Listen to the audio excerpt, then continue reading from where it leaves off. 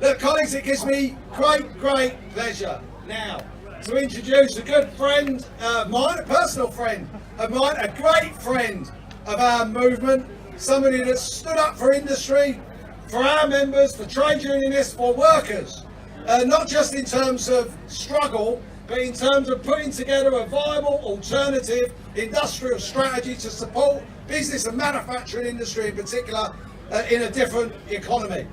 And that person is Rebecca Long-Bailey. And Rebecca Long-Bailey is the Shadow Business Secretary, and it gives me great pleasure to welcome her to the stage now. Becky.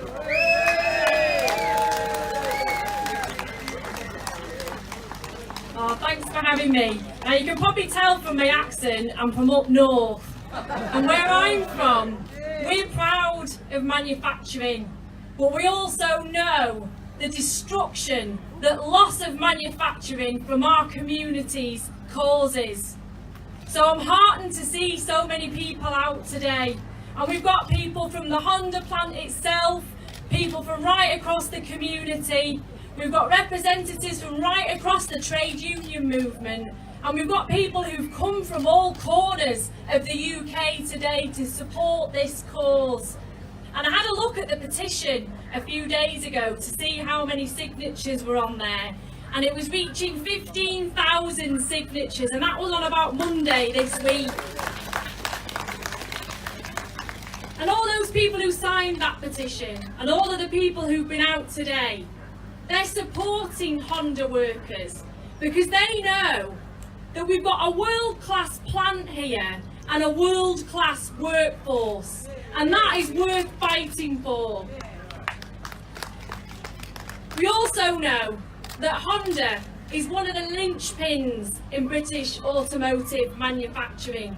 It's a shining example of what an industry can achieve with the right workforce and the right drive and ambition.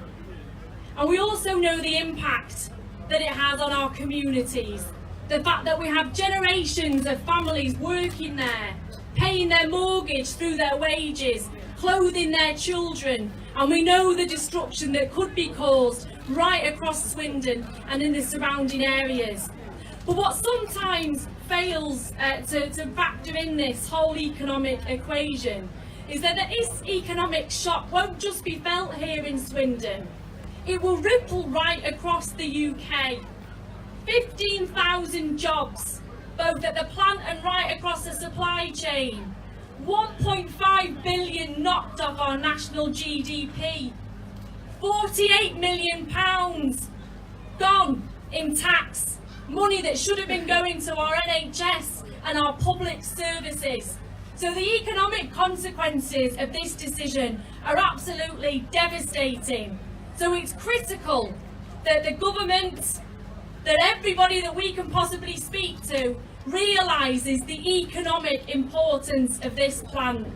And I can say here today that myself, Jeremy Corbyn, John McDonnell, we will fight with you. We will work with the trade unions.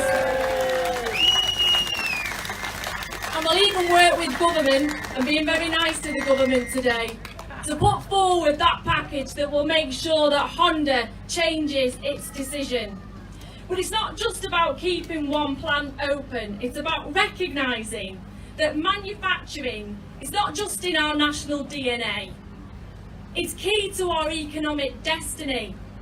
And we've been told, over the last 30, 40 years that Britain is going to become a service economy, that we don't need manufacturing anymore. But what's striking is that over the last 2 decades, it's manufacturing that's delivered productivity gains over services. And we know with the right support, the right investment in manufacturing, we can transform our economy. We want to re-industrialise, not de-industrialise Britain.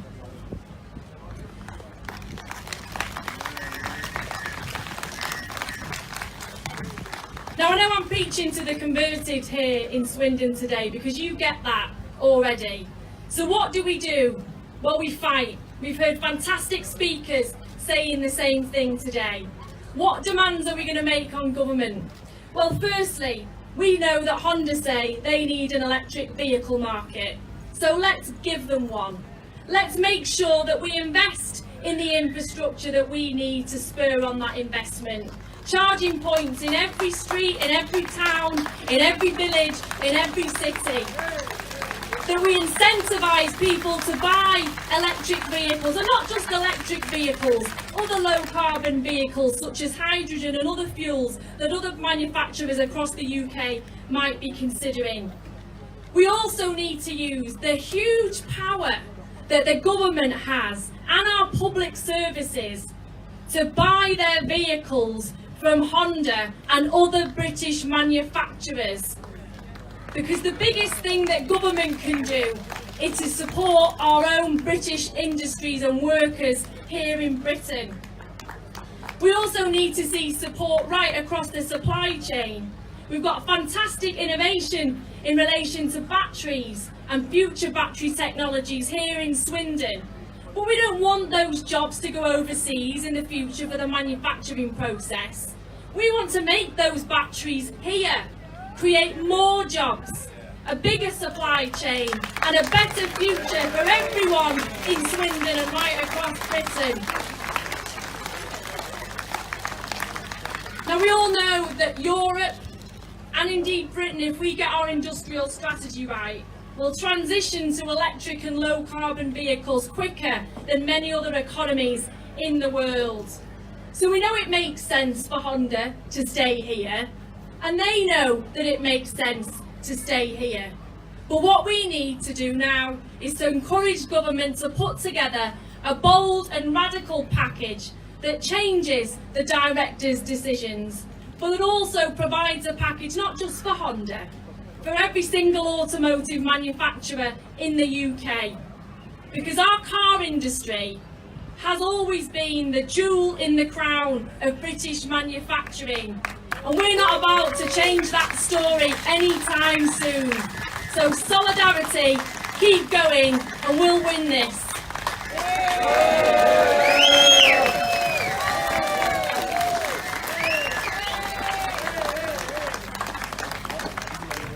Well, how about that? Fantastic there from Rebecca Long-Bailey, our shadow, and from my point of view, our soon-to-be Secretary of State for Business.